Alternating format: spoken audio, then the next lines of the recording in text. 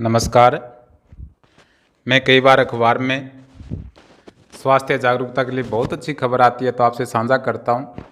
आज बहुत ही चिंताजनक खबर है, 2-3 दिन हो गए आते हुए। आपने यदि अखबार पढ़ते हैं तो पढ़ा होगा, अक्सर आपको शायद दिखाई नहीं देंगे। तो मैं बता देता हूं, अखबार में ये बात लिखी आई है कि 8 ब्रांडेड कंपनियों के पशु आहार चेक किए तो उनमें 4% यूरिया मिली।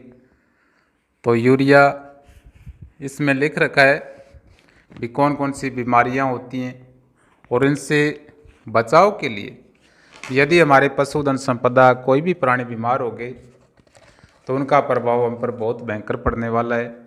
यदि पशु बीमार है, उसका दूध हम पीते हैं तो वो दूध हमारे लिए जहर के समान है। तो हमारा नैतिक कर्तव्य भी है हमारे पशुओं को स्वस्थ रखना। आज मैं इस वीडियो में यूरिया कैसे नुकसान करती है, आप मेरी वीडियो देखते हैं तो आपको मैंने बताया था किडनी, एक तो होता है KFT, इसी का नाम होता है RFT रीनल फंक्शनल टेस्ट। यदि किडनियों में कोई पथरी की समस्या हो तो लगभग देखो किडनी रोग विशेषज्ञ ये टेस्ट करवाते हैं। वो किडनियों का स्वास्थ्य जांचते हैं, भी इसमें से जो पोटेशियम है, सोडियम है, कैल्शियम है, यूरिया है, वो जो यूरिन से निकलती है उसकी मात्रा कितनी है। यदि किडनी में खराबी होती है तो कई बार मात्रा ज़्यादा हो जाती है, कई बार कम हो जाती है। दोनों स्थितियां हमारे स्वास्थ्य के लिए खतरनाक हैं। तो आज मैं पशुओं के बारे में बता रहा हूं। पशुओं के आहार में यदि 4% यूरिया है तो इसका मतलब है होनी चाहिए 1%। 4% तो 4 गुना ज़्यादा हो गई। तो इसके कारण अखबार में 2-3 बातें, 2-3 बीमारियां लिख रखी हैं।